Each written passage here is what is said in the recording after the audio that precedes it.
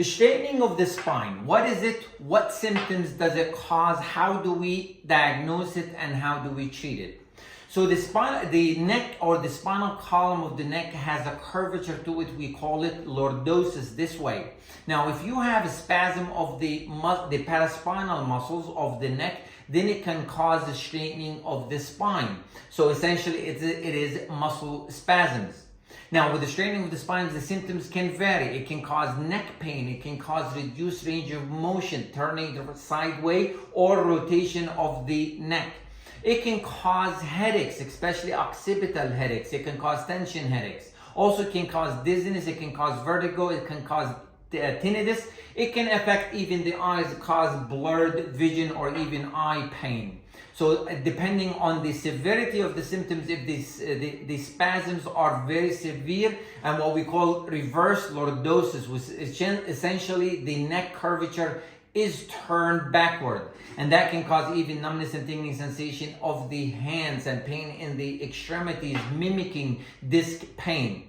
Now, the diagnosis is based on the clinical history, the symptoms of what the presentation of the patient, the physical examination where the patient has severe tenderness of the cervical paraspinal muscles, reduced range of motion with side bending or rotation, can have tenderness over the occipital area.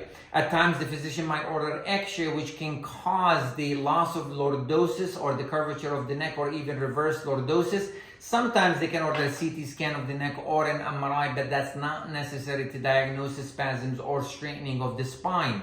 Now, the treatment, we start with conservative therapy, simple steps.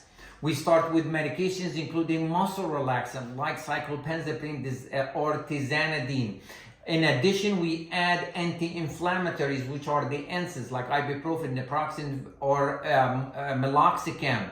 In addition to physical therapy, I usually combine them both together because the results is much better. Now, we do it for about 3 to 4 weeks. During this time, we'll also identify the cause for the straining of the spine, because typically it's a mechanical issue. Typically, we see it in patients who work on the computer a lot. We see it in teachers too, painters, electricians, because they use their neck excessively, people who use the phone excessively too. So we ask them to try to avoid using their neck excessively, or to rest between sessions if they're using the computer or teaching.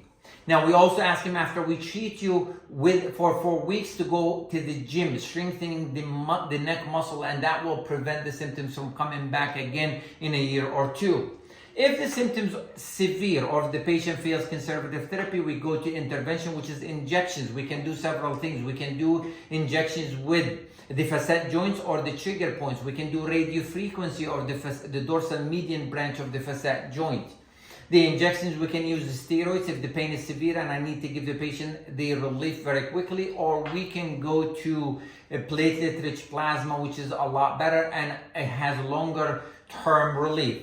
The bottom line, after we treat the patient from straining of the spine, they have to modify their life to avoid excessive use of their neck so the symptoms do not recur again. Thank you.